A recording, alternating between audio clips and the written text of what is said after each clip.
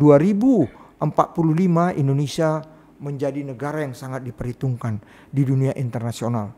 Saya punya keyakinan ini bisa terjadi. Perkasa mempersembahkan program Think Outside the Box, sebuah podcast yang minim sensasi namun penuh dengan informasi bagi para pemerhati NKRI. Let's go!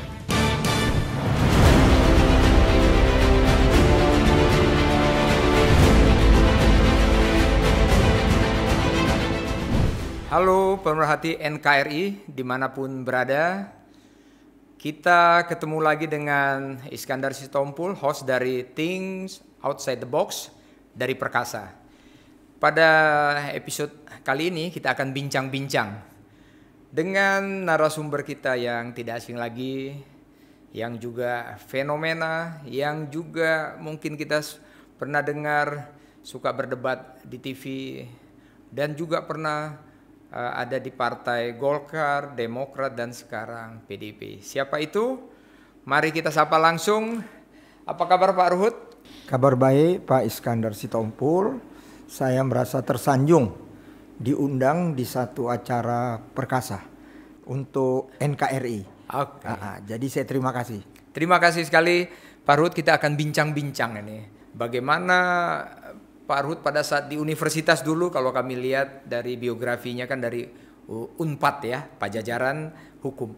Mungkin bisa cerita sedikit atau memperkenalkan bagaimana universitasnya atau siapa teman-temannya pada saat ini yang berhasil semua di pemerintahan maupun di swasta dari Unpad ini. Ya, terima kasih Pak Iskandar. Saya alumni Unpad. Saya masuk ke Unpad persis setelah peristiwa Malari. Jadi semua tahu itu tahun 74.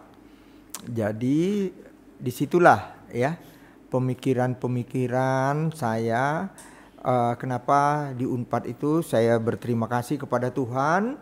Saya dipercaya jadi pimpinan di angkatan saya dan juga saya ikut di BPM perwakilan mahasiswa di angkatan untuk Senat Mahasiswa. Dan terus saya di Unpad, saya juga jadi senator, saya menjadi MPPM, itu senator karena mewakili Fakultas Hukum di tingkat universitas ya. Jadi ya memang Universitas Pajajaran, Unpad itu bukan karena saya Fakultas Hukum, dulu ada 11 fakultas, sekarang udah lebih. Memang Fakultas Hukum salah satu fakultas yang menonjol selain ekonomi, kedokteran, dan beberapa fakultas lainnya istimewa. Hanya Unpad yang punya fakultas di bidang komunikasi. Unpad mempunyai fakultas publisistik. Terima kasih sekali Pak Ruhut. Dan saya dengar ini dari teman-teman semuanya. Bahkan kita lihat Pak Ruhut dulu jadi aktivis juga tuh di mahasiswa atau di senat ini, bahkan suka ada demo kemana-mana gitu atau di fakultas atau internal sendiri. Bagaimana mungkin ada kesan pada saat itu, pada saat di universitas? Iya, kesan saya waktu di universitas seperti buah si malakama, dimakan mama mati nggak dimakan bapak mati. Kenapa? Saya menjadi pimpinan. Terima kasih sekarang di Indonesia ini kan udah demokrasi langsung. Iya. Kami di alma mater kami di Unpad, mungkin universitas lain juga begitu. Kami dari dulu sudah demokrasi langsung. Iya. Secara pemilihan saya terpilih baik itu sebagai BPM maupun sebagai MPM di tingkat universitas. Iya. Ya, saya seperti yang saya katakan tadi buah si malakama. Kenapa? Saya aktif. Kita dan saya selalu mengatakan mari kita berjuang berangkat dari moral force. Kekuatan moral.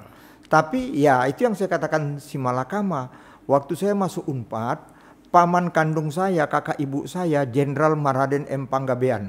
Ya, beliau Menhankam Pangap dan beliau karirnya selama saya kuliah itu naik terus menjadi Menko Polhukam.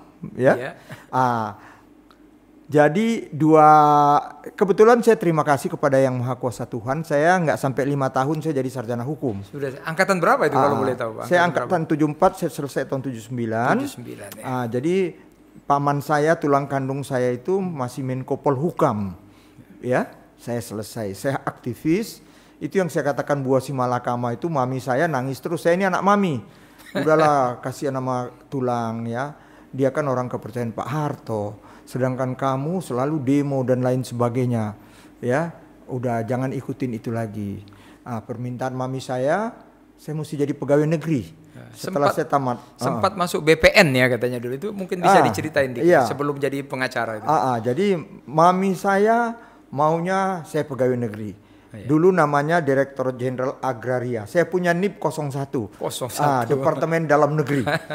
Ya, tapi mami nggak tahu, ya, papi saya juga nggak tahu. Papi saya seorang purnawirawan TNI dari polisi militer. Beliau tidak tahu saya diam-diam dari saya mahasiswa. Saya itu sudah senang dengan dunia pengadilan. Ya, saya senang dengan court. Saya selalu datang ke pengadilan. Saya di Biro Bantuan Hukum di Unpad. Jadi saya berterima kasih kepada Yang Maha Kuasa Tuhan. Orang tua maunya saya pegawai negeri biar saya bisa terkendali karena memegang Sabta Korps Pegawai Negeri kan begitu. Tapi saya nggak bilang dengan mami saya sudah advokat. Iya.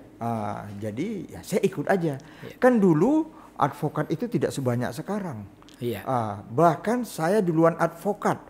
Baru saya jadi pegawai negeri. Jadi waktu dilantik, kalau pegawai negeri kan dilantik kan banyak. Iya. Ya, itu ribuan.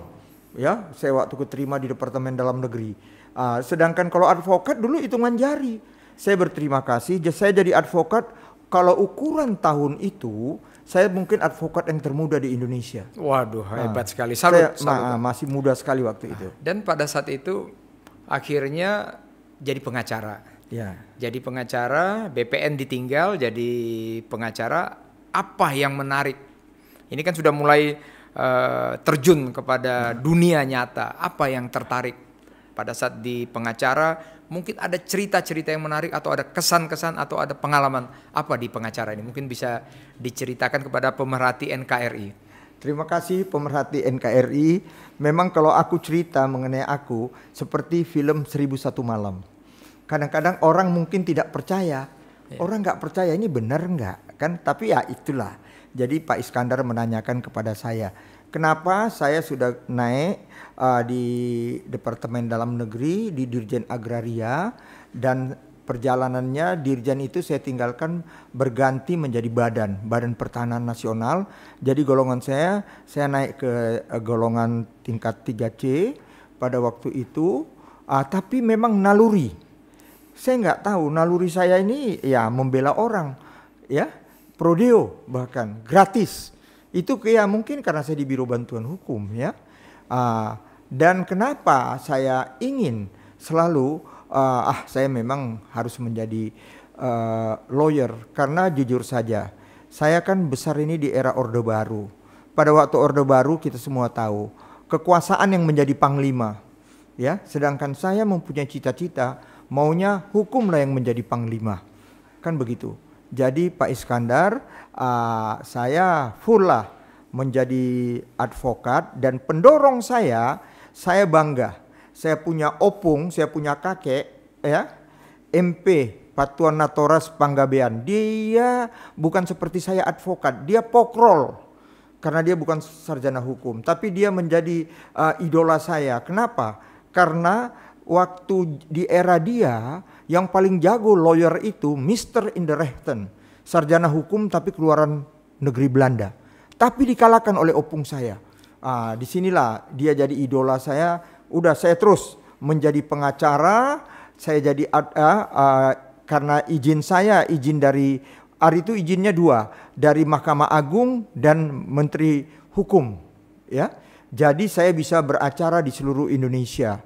Dan saya kemana-mana, saya banyak membela prodeo, saya mendirikan lembaga bantuan hukum. Salah satu lembaga bantuan hukum yang saya dirikan cukup diperhitungkan, yaitu Lembaga Bantuan Hukum Mawar Saron. Saya mendirikannya bersama pendeta saya Pak Yakub Nahwai, begitu juga Pak Hotma Sitompul, Pak Tommy Sihotang. Ini kawan-kawan saya ya, pengacara-pengacara yang lumayan namanya ya. Dan satu lagi dari Departemen Keuangan almarhum, saya punya guru ya. Kita mendirikan LBH karena saya senang seperti yang saya katakan membela orang secara prodeo. Serba-serbi Pak Iskandar. Waktu saya advokat, wah macam-macam. Ada nggak yang terkesan sekali? Mungkin apakah masalah pidana, mungkin pembunuhan dulu kan ada yang di Amerika kalau saya nggak salah itu. Mungkin ada yang bisa diceritakan menarik sekali membela seseorang yang berhasil atau mungkin membela juga tidak berhasil. Bagaimana? Mungkin ada kesan bisa diceritakan. Iya, jadi memang macam-macam.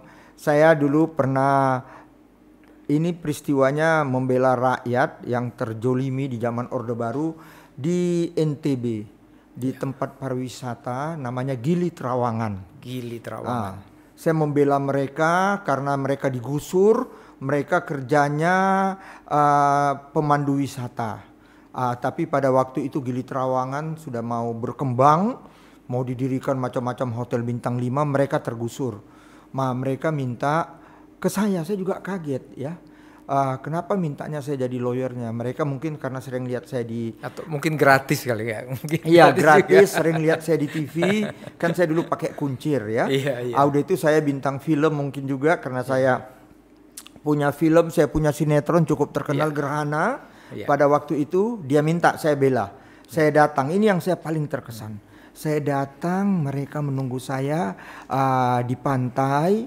Mereka katakan, ini dari kami rakyat ini ada yang baru melahirkan. Apa saya nggak tersentuh? Melahirkan di kandang kambing. Wow. Ya, saya terharu sekali.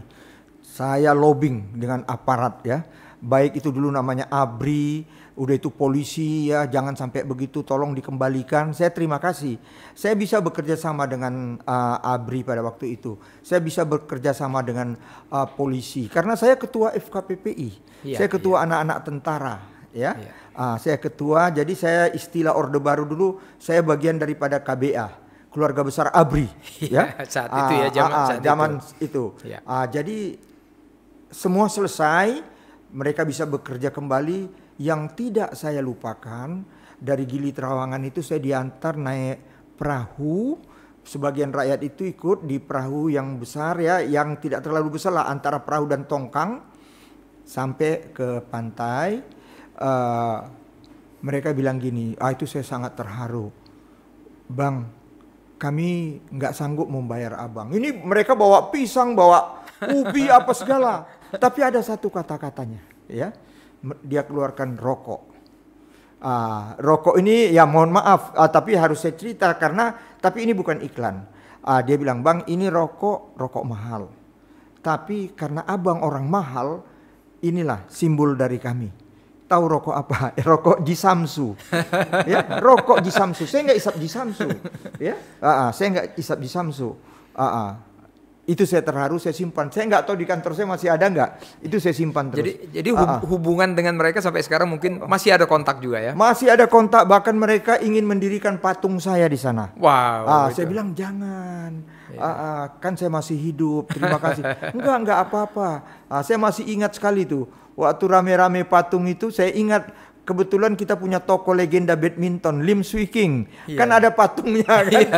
Taunya pamornya jadi gimana. Dan kepercayaan dari saya juga, saya orang Batak, agama saya Kristiani. Ya kita kalau masih hidup jangan bikin patung. Kan begitu. Menarik sekali. Itu tadi masalah pengacara.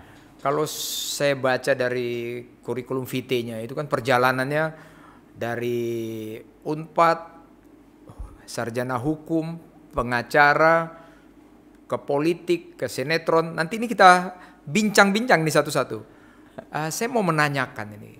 Setelah dari pengacara tadi langsung terjun ke dunia politik. Bahkan dulu pernah juga jadi ketua FKPPI, pernah di KNPI, pernah juga di partai-partai lainnya.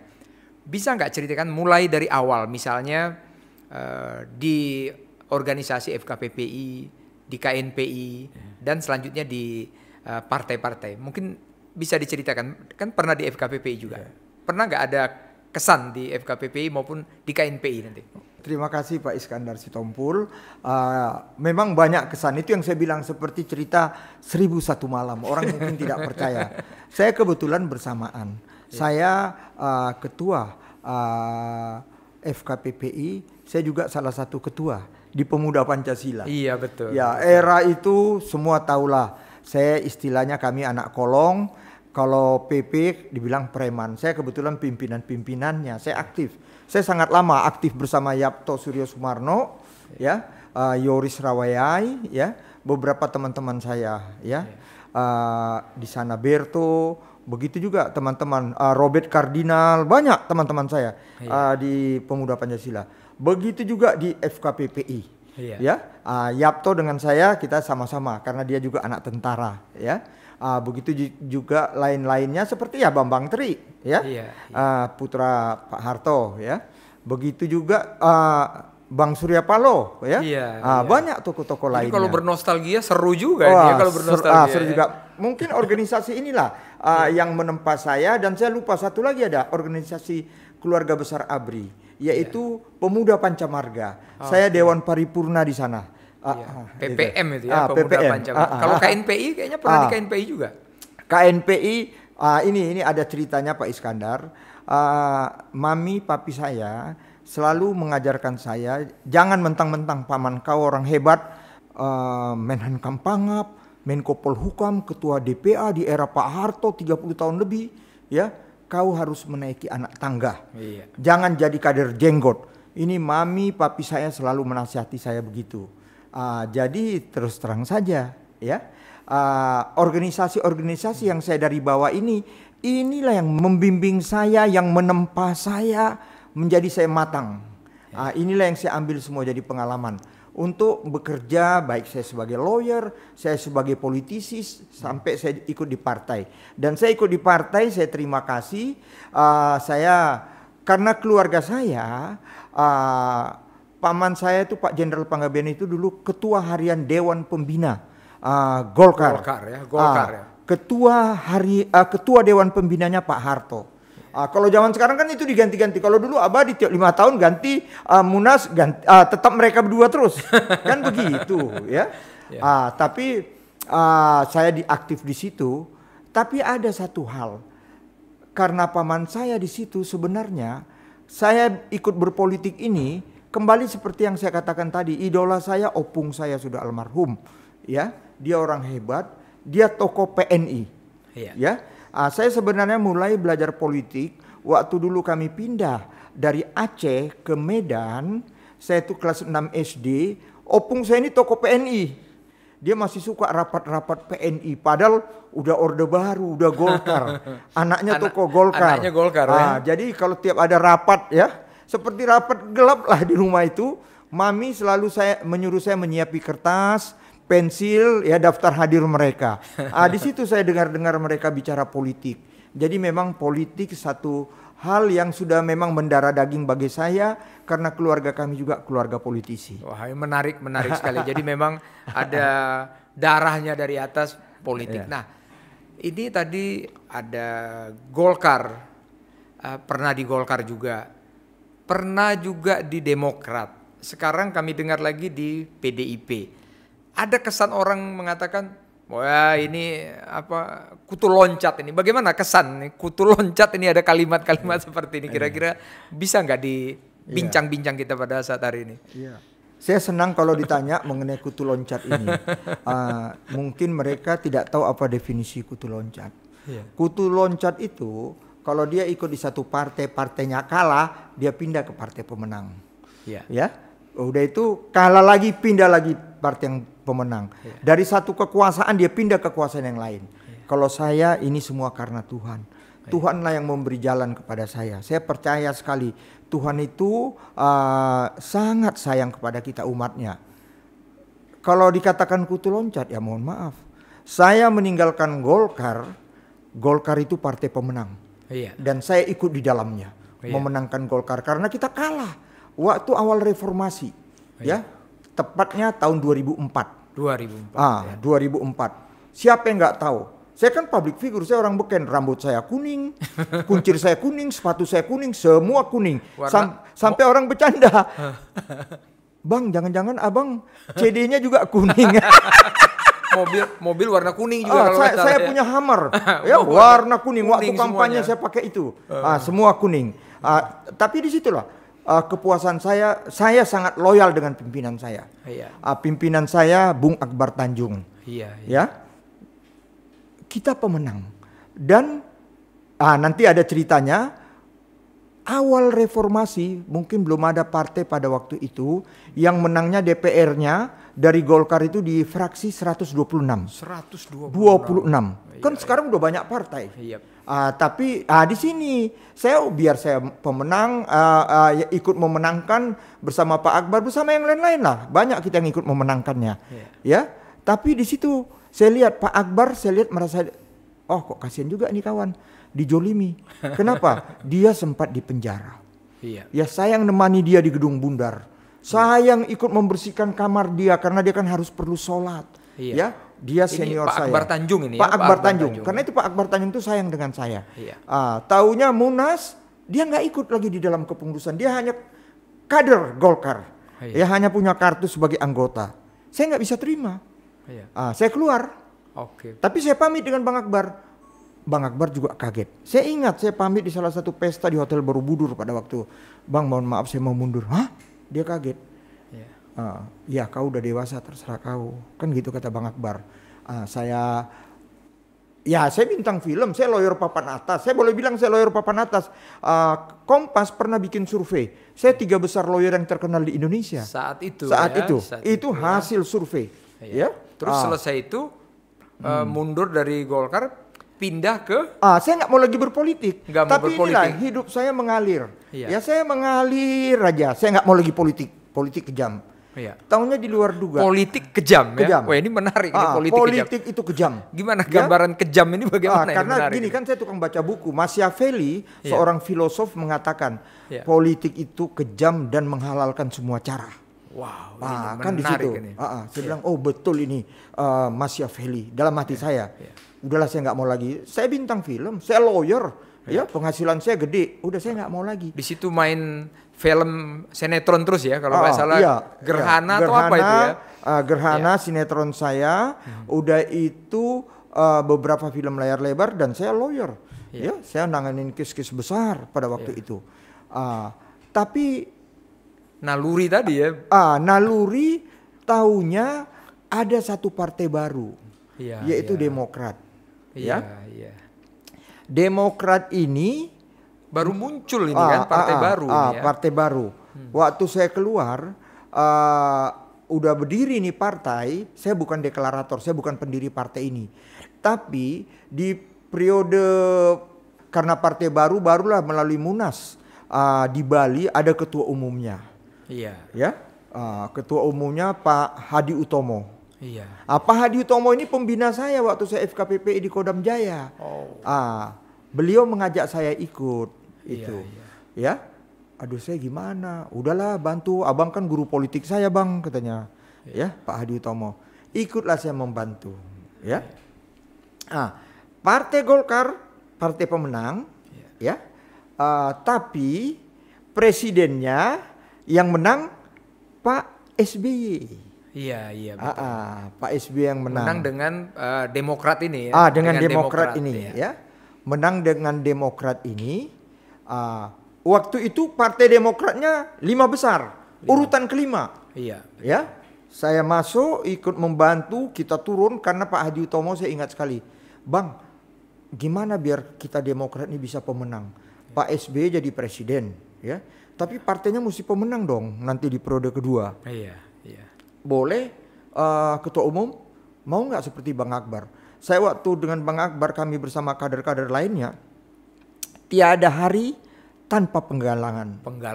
Turun sampai ke rumput ya. Akar rumput dari Sabang sampai Merauke. Iya, jadi mengenal banget tentang semua organisasi sampai ke grassroots ya. Grassroots. Ya. Dia ini kan Kopassus Pak Hadi Utomo. Iya. Oke bang, nggak ada masalah bang. Ayo. Iya. Kelilinglah kami. Keliling-keliling dan saya dicalekin. Wah saya terima kasih. Ya sama Pak SBY, sama almarhumah Ibu Ani Yudhoyono.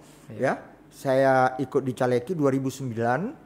Saya pemenang, partai kami pemenang. Dari nomor 5 jadi nomor 1 dan rekod Golkar kalah. Dan sampai sekarang belum ada yang bisa terkalahkan. dengan Demokrat ini. Kami dapat DPR 148. Wow, tadi 129, 26, 26 sekarang 148. Oke. Nah, udah saya ikut di situ, tapi ya serba-serbi lah.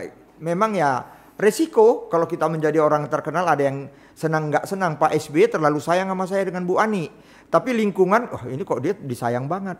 Mereka lupa, saya dulu anak buah bapaknya Bu Ani, Pak Saroyedi Wibowo. Saya juru bicara negara termuda loh. Saya pemegang Kepres ya nomor 111 Manggala BP7 Pusat tahun 84. Masih sangat muda saya pada waktu itu. Ya, umur saya juga ya menjelang 30. Jadi memang saya ya adalah apa ya hubungan yang sangat dengan Pak SBY, dengan Bu Ani. Mereka gimana gitu. Ya, tapi saya orangnya begitu. Selama Pak SBY, Bu Ani percaya dengan saya, ya saya jalan terus. Walaupun ya kiri kanan lah. Pak SBY menjadikan saya Menko Polhukamnya Partai Demokrat. Pak SBY menjadikan saya koordinator juru bicara Partai Demokrat. Kan mereka gimana? Jadi kalau kesan dengan Pak SBY gimana Pak Ruth? Tadi banyak bantuan atau menjadi caleg. Kira-kira hubungan dengan Pak SBY zaman itu bagaimana? Baik-baik semua? Baik, zaman itu baik. Sebenarnya zaman sekarang juga baik. Karena Pak SBY selalu kalau ketemu saya, Pak Ruhut, hubungan silaturahim kita jangan sampai putus. Oh, masih begitu. Siap ya, bagus komandan, sekali. saya bilang. Begitu. Beliau tetap sayang sama saya. Tapi ya saya karena ada satu peristiwa sebenarnya saya mundur. Yaitu ya jujur aja saya juga kaget, ini Pak SBY bisa dengar. Pak SBY dulu saya kan orangnya selalu pamit. Waktu pilkada gubernur DKI, Pak saya dukung Pak Ahok, ya. Padahal ya kan saya punya cerita sebenarnya dengan Pak Jokowi dengan Pak Luhut Binsar Panjaitan. Iya. Kami ada misi untuk itu. Pak SBY pada waktu itu nggak apa, Ahok bagus. Tapi saya kaget last minute ya mungkin karena pembisik-pembisinya AHY maju. Yang saya lebih sedih lagi AHY mundur dari TNI. Pangkatnya mayor. Saya punya hubungan dengan Pak Joko Widodo. Saya pernah sama Bapak Presiden malam hari kita berdua di istana. Saya pernah menitipkan AHY. Saya masih ingat omongan saya dengan Pak Joko Widodo. Pak, boleh nggak saya mau menitip, Bapak Presiden, boleh nggak saya mau menitip adik saya? Oh silakan bang. Adik kamu, saya ingat tuh, yang tentara, yang Iskandar. Oh, dia kan baru pensiun Pak. Tapi saya punya adik satu lagi. Siapa? Ya itu AHY. Saya bilang Pak, saya ini bersama Bapak dengan Pak Luhut, ya. Tapi saya di Partai Demokrat, saya DPR, saya terpilih lagi periode kedua. Ya, saya masih tetap bersama Pak SBY. Tapi itu yang saya selalu katakan buah si malakama ini, ya, dimakan mama mati nggak dimakan bapak mati. Ini selalu mereka mengatakan, wah ini AHY ini karir militernya selesai nih. Pak, tolonglah Pak dibantu. Jangan diganggu karir militernya. Itu Pak Jokowi itu seorang negarawan, rendah hati, beliau sangat baik. Oh iya bang, kalau memang prestasinya bagus Pak. Dia sekolah di Amerika, dia di Harvard. Saya terangin itu sama Pak menarik Joko Widodo. Sekali. Saya terangin sama Pak Joko Widodo. Bang, saya Bapak Presiden, saya mohon Pak, paling nggak dia bisa dapat bintang 1. Ya kalau bintang 2 pun saya terima kasih. Karena saya punya ke depan untuk AHY. Karena saya udah pernah cerita dengan Pak Jokowi, dengan Pak SBY dan Bu Ani untuk the coming leader ke depan. Tapi saya dengar kejadian itu, jujur itulah saya langsung mundur dari Demokrat, mundur dari DPR, 3 tahun lagi jabatan saya. Ini menarik DPR tadi, ini menarik sekali. Pada saat di DPR itu kalau nggak salah 2 periode itu terkenal sekali. Manakala ada debat, apakah ada yang menyinggung Demokrat, sampai orang mengatakan wah itu herdernya Demokrat. Apa itu? Bisa ceritakan kenapa sampai membela demikian rupa itu? Mungkin bisa menceritakan kepada pemerhati NKRI kita ini. Ya, pemerhati NKRI yang saya hormati, karena ini ajaran agama saya. Ajaran agama saya sebagai seorang Kristiani, kepala pemerintahan yang sah itu harus dihormati, ya. kita harus dukung, tidak boleh ada yang ganggu. Iya. Ya, kan Pak SBY legal, ya, dia menang, ya. Jadi siapapun yang ganggu, ya saya die hardnya dia. Bahkan saya suka bilang, ya, saya anjingnya SBY, ya, siapapun yang ganggu saya gigit, kan itu. Dari situlah saya di Komisi 3. Saya ingat mula-mula saya masuk DPR, saya langsung dapat tugas oleh Pak SBY, presiden pada waktu itu masih periode yang pertama dia, kasus Bank Senturi. Udah itu saya banyak peran-peran di DPR itu. Ya, saya lihat, ya, selama yang baik saya akan bela. Saya kan begitu, ya. Jadi ya begitulah saya. Waktu saya di Golkar saya pasang badan habis buat Pak Akbar Tanjung, di Demokrat buat Pak SBY. Timbul mungkin kan, kan saya sudah bilang akhirnya saya mundur. Sebenarnya ya saya nggak mau mundur karena Pak Joko Widodo bisa menerima keberadaan saya. Ini ada cerita sedikit Pak Iskandar yang saya mesti ceritakan. Ini pengalaman hidup saya. Tepatnya tahun 2013. Ya, menjelang masih Pak SBY presiden, kan dia selesai 2014. Ya. Saya masih ingat kita mau pilpres. Ya, mau pilpres karena Pak SBY sudah 2 periode, ya. Jadi adalah pemilihan presiden dan 2 pasang ini dua figur baru, dua orang bagus. Iya. Satu Pak Prabowo, wakilnya Pak Hatta Rajasa. Iya. Satu Pak Joko Widodo, wakilnya Pak Yusuf Kala. Ini pasangan yang ideal dua-dua ini. Iya. Saya kaget. Saya dihubungi oleh Pak Luhut Binsar Panjaitan, ya, melalui Pak Marasabesi. Pak Marasabesi ini ada cerita sama saya. Saya komandan, saya ketua FKPPI Jakarta Raya. Saya, ya kalau istilah anak-anak tentara, saya Pangdam Jayanya. Dia komandan Kodim Jakarta Barat. Komandan Kodim. Ya. Hubungan kami baik terus, ya, saya dengan Pak Marasabesi. Rupanya Pak Marasabesi cerita sama Pak Luhut. Wah, itu saudara saya, katanya apa? Apa saya nggak kaget? Saya ditelepon malam-malam sama Pak Luhut. Pagi-pagi. Iya. Pagi-pagi, ya. Untuk ikut di dalam tim sukses Pak Joko Widodo periode yang pertama. Iya. Tapi ada pada periode itu pemilihan DPR dengan presiden nggak sama seperti kemarin. Iya, duluan DPR. Jadi DPR saya udah menang di periode yang kedua. Iya, iya. Beliau aja, "Dek, kau ikut bantu kita." Waduh, gimana ya? Saya kan Demokrat, kan gitu, ya. Ya, tapi saya orangnya gentleman. Saya ngadap Pak SBY, saya mohon izin, saya mungkin tidak bantu jago kita, tapi saya mau bantu Pak Joko Widodo. Iya. Pak SBY kaget. Saya anggota DPR Demokrat di situ. Ya? Saya DPR Demokrat. Iya, iya. Tapi itulah kenegarawan Pak SBY pada waktu itu. Iya. Ya udah Pak Ruhut, kalau Pak Ruhut mau pilih ya udah nggak apa-apa, kan gitu.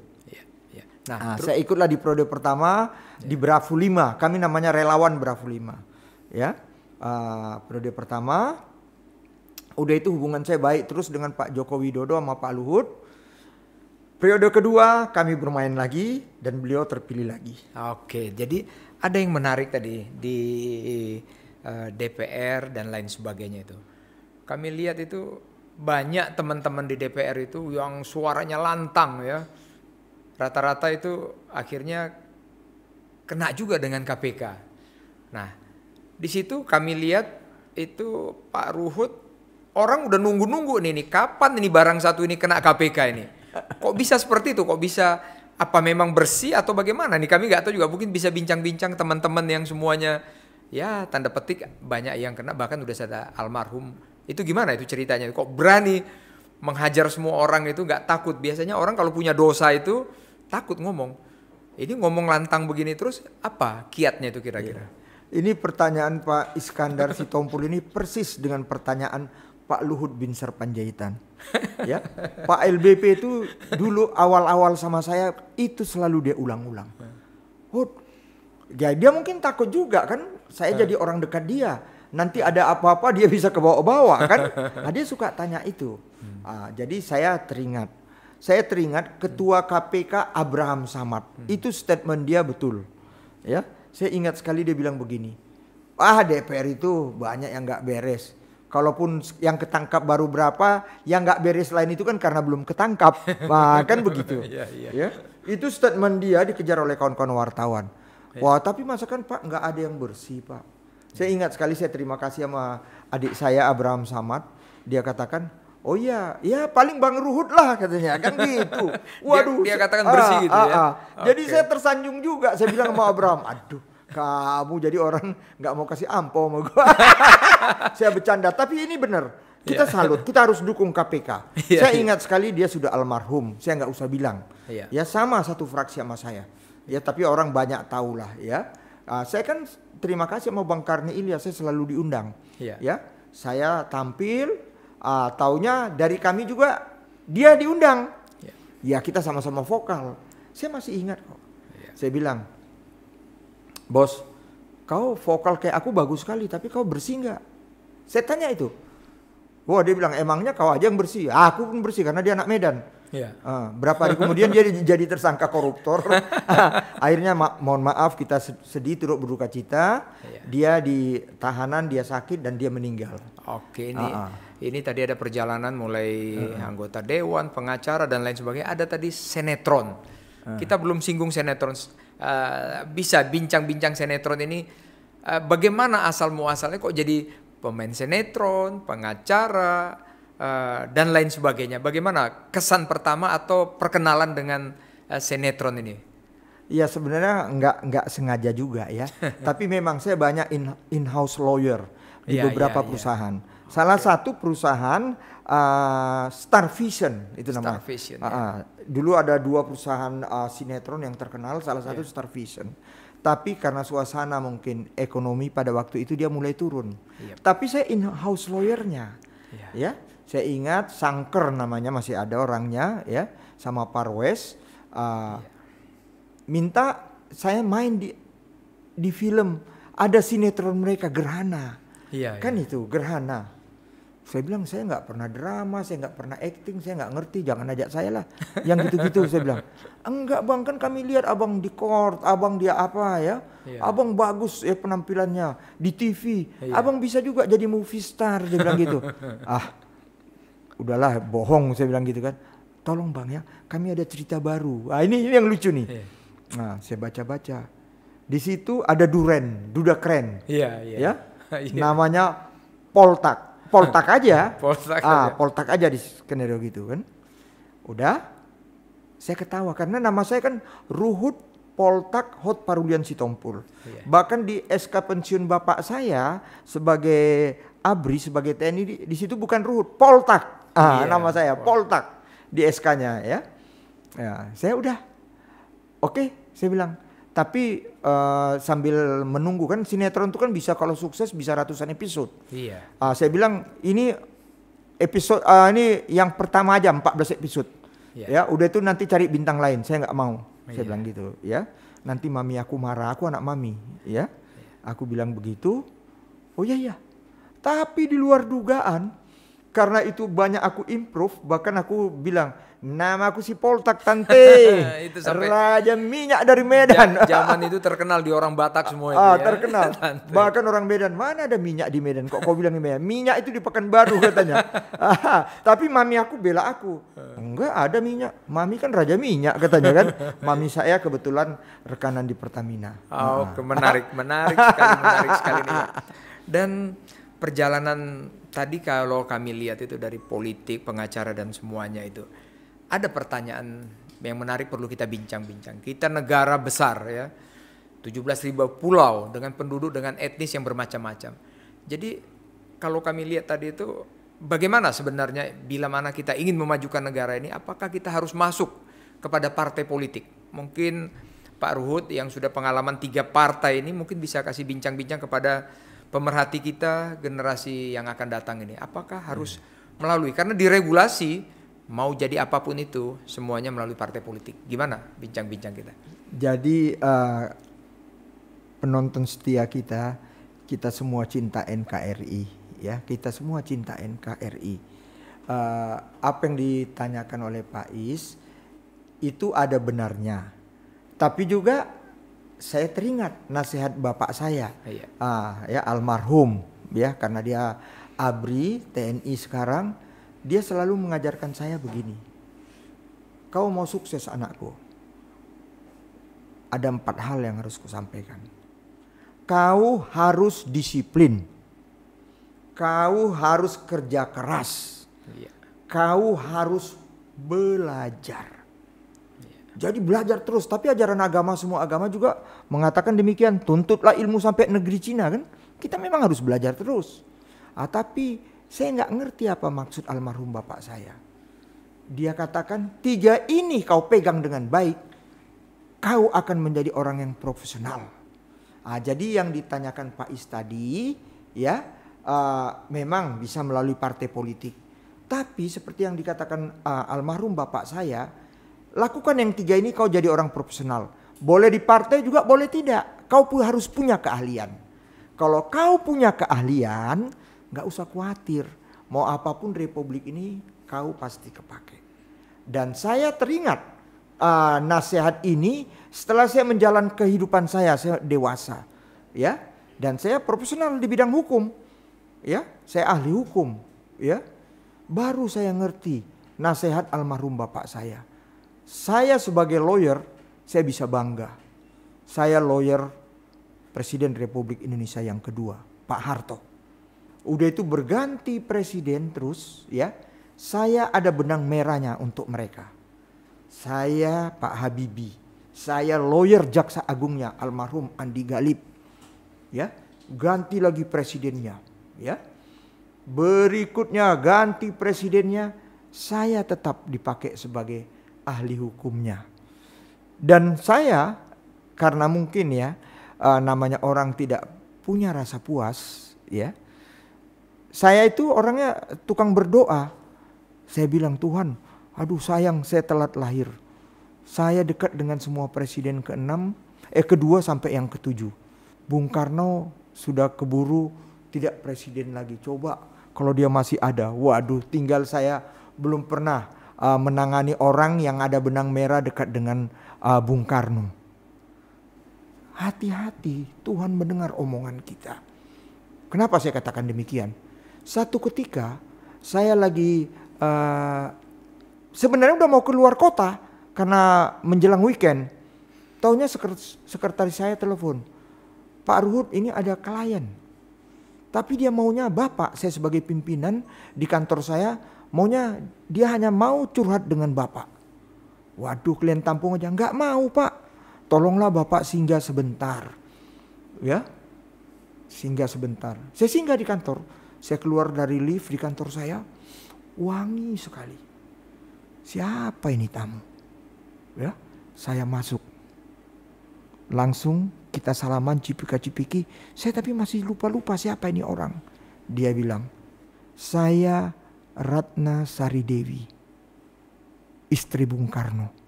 Waduh, doa saya didengar Tuhan. Saya ikut jadi, dia minta saya jadi lawyernya. Dia ada satu case. Tahu case-nya apa? Madam Suga. Waktu dia lukis yang terbuka, tapi ya Ibu Ratna bilang, Mr. Ruhut, dia kan logatnya Perancis, ya. Ini seni, dia bilang gitu, ya. Nanti tolong kita harus ke Jepang. Karena dalam kesibukan saya kirim orang kantor saya mendampingi dia di Jepang. Dan kasusnya pun selesai. Jadi terima kasih Tuhan, hampir semua kepala negara ada bersentuhan orang-orang dekat dia yang saya bela. Menarik sekali pengalaman ataupun riwayat hidup dari Pak Ruhut ini. Tentunya tadi dikatakan ada benang merah kepada semua kepala negara kita. Kita sudah memiliki 7 kepala negara sampai hari ini. Setelah Pak Ruhut ada di 3 partai sampai sekarang, bagaimana kesan dan pesan atau pandangan sementara pandangan Pak Ruhut dengan kepala negara kita yang dari 1 sampai ke 7, dan bagaimana kepala negara kita ini apakah yakin bisa membawa negara kita ini kepada seperti yang dicita-citakan pada tahun 2045 nanti akan menjadi ekonomi terbaik dan jadi diperhitungkan dunia. Bagaimana kira-kira pendapat Pak Ruhut? Penonton setia yang saya hormati, keluarga besar NKRI, ibarat bawa mobil, saya mohon, lihatlah ke depan. Boleh lihat ke belakang melalui kaca spion, tapi sekali-sekali. Tapi pertanyaan Pak Is menyinggung kita harus melihat ke belakang. Ya, jujur saya katakan, kita jangan membandingkan satu kepala negara dengan kepala negara yang lain yang ada di Indonesia. Kita udah punya 7 presiden.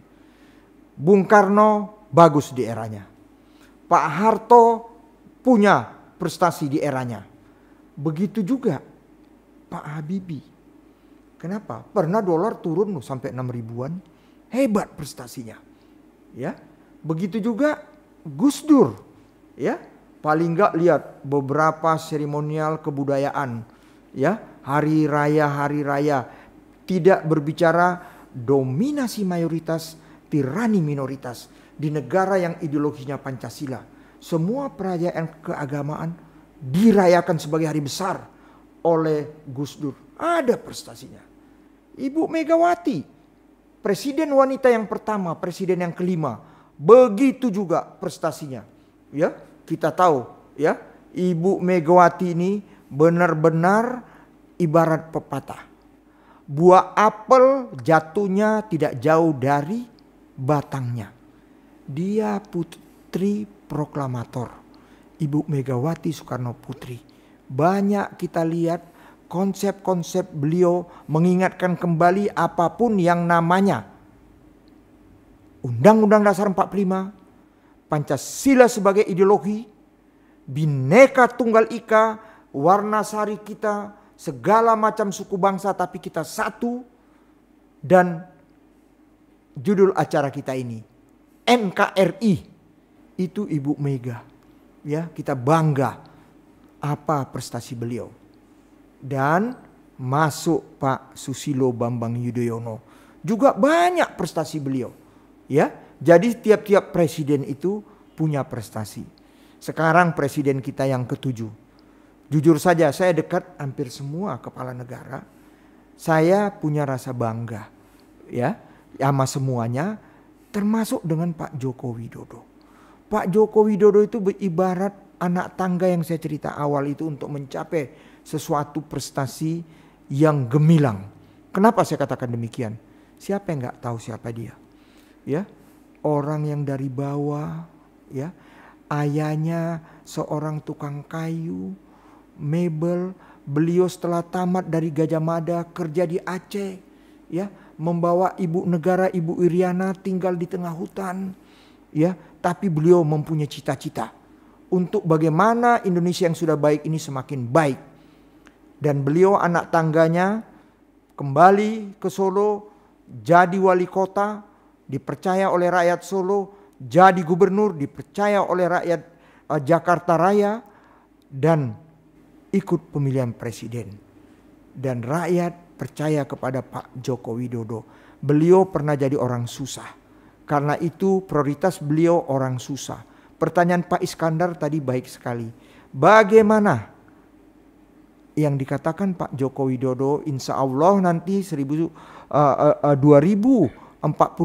Indonesia menjadi negara yang sangat diperhitungkan di dunia internasional. Saya punya keyakinan ini bisa terjadi. Tinggal saya mohon apa yang sudah dilakukan oleh Pak Joko Widodo, ya, prestasi beliau. Siapapun nanti 2024, ya, tetap kesinambungan ini kita jaga. Indonesia ini makin lama makin baik, menjaga kesinambungan dari presiden ke-1, ke-2, ke-3, ke-4, ke-5, ke-6, dan yang ke-7. Insya Allah nanti yang 8 juga bisa meneruskan, ya, sampai nanti yang ke-9 kita memasuki 2045, Indonesia menjadi negara yang sangat diperhitungkan di dunia internasional, dan rakyatnya semua bisa menikmati kemerdekaan ini. Inilah cita-cita Pak Joko Widodo yang kita harus bangga, kita harus dukung. Beliau tidak main-main bekerja. Saya lihat cara bekerja Pak Joko Widodo, waktu 1 hari 24 jam kurang. Beliau benar-benar pekerja keras. Karena itu saya mohon kita semua harus terus mendukung Pak Joko Widodo. Oke, terima kasih sekali bincang-bincang dengan Pak Ruhut. Tidak terasa waktu sudah berlalu semuanya. Sebelum kita akhiri dari acara Think Outside the Box dari Perkasa ini, apa pesan Pak Ruhut kepada seluruh pemerhati NKRI di seluruh Indonesia, Sabang sampai Merauke, tentang pandemik COVID-19 ini? Pesannya kepada masyarakat agar kita tetap sehat. Mungkin ada yang mau disampaikan untuk menghadapi COVID ini, dan juga untuk tadi pesan negara sudah masyarakat kita agar baik semuanya mengikuti aturan yang ada. Sekarang pesan kepada pandemi kita ini. Jadi mengenai pandemi COVID-19, disinilah yang Maha Kuasa Tuhan sayang sama Indonesia. Kenapa? Di era belum pernah di dunia ini ada tragedi dunia, yaitu virus corona. Baru ini, ya, dan semua negara kena dampaknya. Tapi Tuhan memberikan pemimpin di era yang sulit ini, Pak Joko Widodo. Dan beliau punya prestasi. Kita tahu awal daripada COVID-19 semua latah. Lockdown. Apa yang terjadi? Seorang Joko Widodo arif dan bijaksana mengatakan, kita bukan lockdown, kita PSBB. PSBB ini sangat fleksibel. Karena kalau lockdown harus di rumah, tidak boleh keluar ditangkap. Apa terjadi sekarang di negara-negara yang melaksanakan lockdown? Semua resesi ekonomi, semua susah. Tapi PSBB kita tidak. Ya, kita juga bisa nanti transisi, ya. Tapi semua memang kita tidak tahu sampai kapan virus corona ini. Saya hanya mohon, apa yang selalu dikatakan oleh Pak Joko Widodo, 3M. Sebenarnya lakukanlah protokol kesehatan dengan baik. Kalau ini kita lakukan, nggak usah khawatir. Saya ini udah kepala 6. Saya hampir dengan kesibukan saya bisa dikatakan tiap minggu terbang ke daerah macam-macam. Ya. Tapi laksanakan protokol kesehatan yang dari Pak Joko Widodo. 3M. Memakai masker. Mencuci tangan. Dan menjaga jarak. Ini harus kita pegang. Karena kita nggak tahu sampai kapan ini virus corona. Tapi kalau ini kita lakukan, ya, saya tambahkan, tolong berjemur matahari antara jam 10 jam 11. Itu selalu saya lakukan.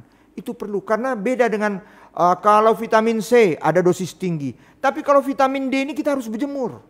Ya, mohon itu dilakukan. Pasti insya Allah kita tidak kena. Dan dalam suasana sekarang, sebelum saya akhirin Pak Iskandar, untuk pemerhati NKRI, biar semua baik, saya ambil 3 poin. Ya, saya pinjam kata-kata 2 filosof, 1 budaya. Jadi 3. Mau kita maju, saya mohon Indonesia pemerhati NKRI. Pertama, positive thinking. Ini menurut seorang pendeta filosof, Norman Vincent Peale. Sekarang kita kurang, bahkan terlalu negative thinking. Contohnya apa? Undang-undang Cipta Kerja. Belum tahu apa itu undang-undang sudah demo. Jangan lakukan itu lagi. Ya, positiflah apa yang dilakukan pemerintah, apa yang dilakukan DPR. Ini untuk kebaikan kita semua. Ini saya mohon. Udah itu yang kedua. Seorang filosof namanya Dante. Saya mohon, kita rakyat Indonesia jangan berpikiran netral. Kita harus memihak. Ya. Dan sekarang yang legal presiden itu Pak Joko Widodo. Dukung beliau. Jangan netral. Kalau ada yang ganggu-ganggu, begundal-begundal provokator, bantu polisi, bantu TNI, kita ikut juga di depan. Yakinkan mereka apa yang dilakukan pemerintah itu benar. Dan yang ketiga nih, ini budaya dari kampung saya orang Batak. Ini jangan dilakukan. Apa itu? Bahasa Bataknya begini, asa didokon. Biar dibilang GR kali. Jadi saya mohon jangan lata. Biar dibilang yang ini demo. Udah? Besok yang lain demo. Besok yang lain demo. Ini semua apa? Supaya dibilang. Ya, asa didokon. Jangan lakukan itu. Sudah. Pemimpin kita Pak Joko Widodo. Dukung beliau sampai selesai jabatan beliau 2024. Terima kasih Pak Iskandar. Baik sekali Pak Rudy Sitompul, kita sudah bincang-bincang begitu lama. Mudah-mudahan negara kita ini bisa kita kawal dengan baik sehingga rakyat itu bisa sejahtera sesuai yang diamanatkan atau sesuai dengan Pancasila kita. Ada 5 sila, sejahtera kita semuanya. Mudah-mudahan itu bisa kita laksanakan dengan baik dan kita kawal. Kita akhiri sekarang bincang-bincang kita. Kepada semua pemerhati NKRI, tidak terasa sudah kita telah bincang-bincang banyak tadi yang kita ngulik-ngulik. Mudah-mudahan semua ini bisa membuat kita semangat dan semua ini bisa mengedukasi kepada pemerhati NKRI. Kita bisa baik dan kita bisa terus berjaya di negara ini. Akhir kata, saya Iskandar Sitompul, host dari Think Outside the Box dari Perkasa. Mungkin ada yang kurang tepat, mungkin ada yang perkataan kurang berkenan di hati kami. Mohon maaf. Sampai ketemu di episode yang akan datang. Terima kasih. Salam.